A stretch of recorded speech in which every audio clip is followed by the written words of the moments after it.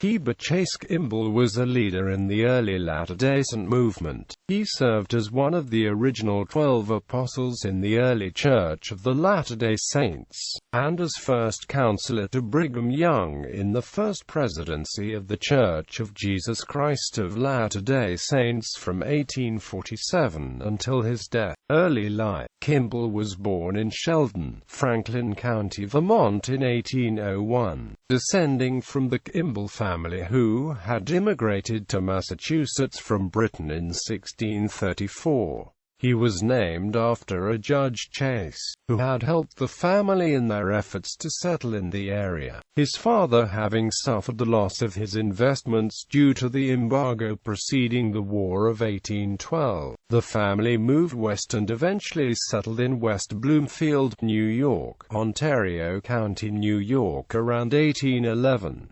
Education and training. Kimball left school at age 14, trained as a blacksmith and potter, and moved with his brother in about 1820 to Mendon, Monroe County, New York, where he married his first wife, the late Murray, in 1822 and purchased his brother's pottery business. For the next 10 years, he carried out his trades, accumulated 5½ acres of land, built a house and a barn, and planted an orchard. Masonry. In 1823, Kimball received the 3 first degrees of Freemasonry in the lodge at Victor Flats, Ontario County, New York. In 1824, he sent a petition to the chapter at Canandaigua, New York, to receive the York Rite degrees of Royal Archmasonry. His petition was accepted, although, as he reported, anti-Masons had burned down the chapter building in Canandaigua. Many years later, Kimball reminisced of his New York Masonic experiences and stated, "I wish that all men were Masons and would live up to the profession, then the world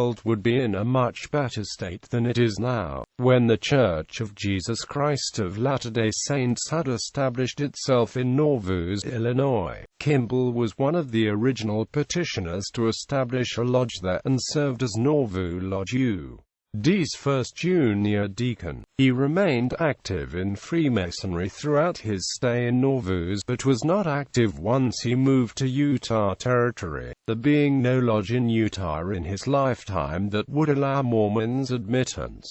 Early family life. Several of his close family died of tuberculosis within a few years of each other, his mother in February 1824 and his father in the spring of 1826, followed by his brother Charles C. and his brother's wife shortly thereafter. His first child that survived infancy, William Henry, was born in Mendon, April 10, 1826.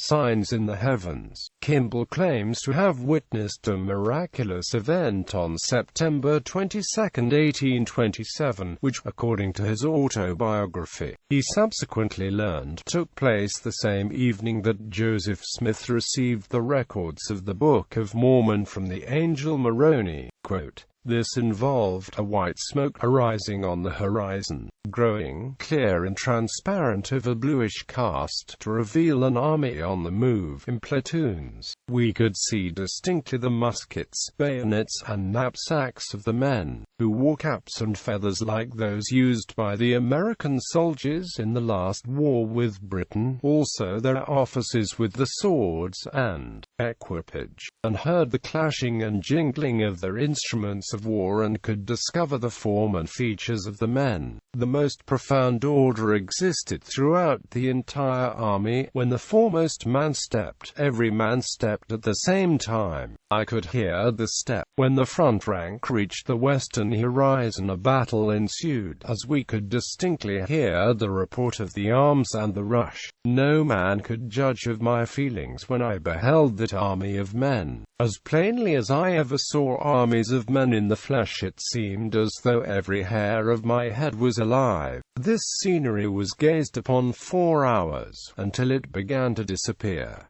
His daughter Helen Ma was born August 22, 1828, joining the Latter-day Saint movement. While in New York, Kimball joined the local Baptist church and was eventually baptized. Only 3 weeks later, 3 elders from Church of Christ, the original name of the Latter-day Saint church founded by Joseph Smith, visited the house of his friend, Heber Young. Kimball visited the house at this time and was impressed with church teachings. He also witnessed the speaking of tongues and the interpretation of tongues during this visit. He claims to have been visited by the power of God. During this time, he reported that he and several of the Young family saw a vision opened of the gathering of the saints to Zion. Quote, "This led him to travel to Pennsylvania to visit with the elders some more, accompanied by some of the Youngs. They stayed 6 days with the elders and witnessed more miracles such as speaking in tongues and the interpretation of tongues." On April 16, 1832, Kimball was baptized by Alpheus Gifford. After the confirmation, the elder offered to ordain Kimball to the priesthood, but Kimball refused it as he felt he was unready. 30 more people were baptized in Mendon and formed a branch of the church there. About this time, people began calling Kimball crazy, although he claims he was clothed in the right mind. Quote, "He claims the scriptures unfolded for him." Local clergy and members of other faiths soon became antagonistic towards the small Latter-day Saint branch and its members. Kimball had several people make executions on his property to recall considerable debts which he was nevertheless able to pay off in full. Church service. Shortly after his baptism, Kimball was ordained an elder by Joseph Young, and began proselyting in the neighboring areas with Joseph and Brigham Young. They were met with great success, baptizing many and building up branches of the church. He reports one instance where Ezra landed and baptized some 20 people but wanted Kimball to confirm them. He did so, and immediately they began speaking in tongues and interpreting them. In 1833, Kimball relocated his family to church headquarters in Kirtland, Ohio. He marched with Zion's camp in 1834. From 1832 until 1840, Kimball served 8 missions for the church.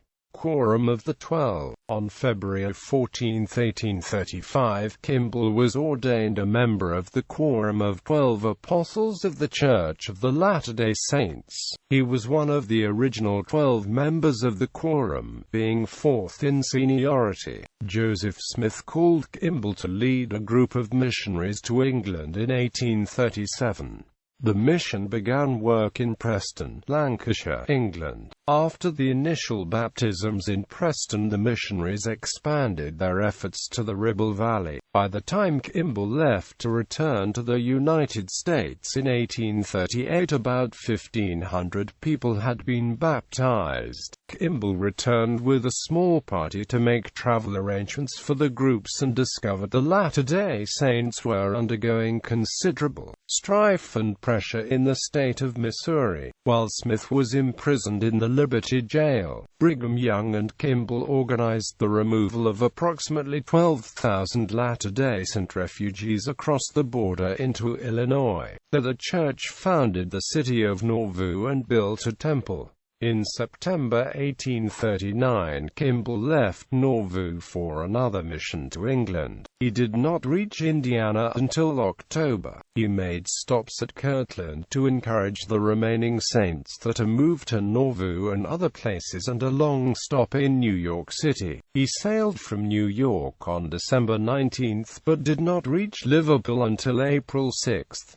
Kimball spent 1840 and some of 1841 in England, initially in the area in and around Preston and later working as a missionary in London. The missionaries began organizing groups of British converts to travel to America, beginning in 1840, and join the main body of the church. After Smith's assassination in 1844, succession to the leadership of the church was a divisive issue for some. Brigham Young Young, standing as the head of the Quorum of 12 Apostles, led the majority of church members across the state line into Iowa and eventually to the Salt Lake Valley. Kimball stood next in leadership in the Quorum to Brigham Young. First Presidency. Kimball became a member of the new First Presidency in 1847. Kimball led one of 3 large companies to the Salt Lake Valley in the summer of 1848. He established his families in Utah Territory and supported them by farming, ranching, milling at the Heber C. Kimball grist mill and freighting, in addition to church responsibilities. While in the First Presidency, Kimball received special assignments to supervise the ongoing British mission and to conduct temple ordinances. He also worked to encourage economic independence for Utah. He had one slave, Green Flake, who was given to the church for tithing, who he used as his personal driver. Government service.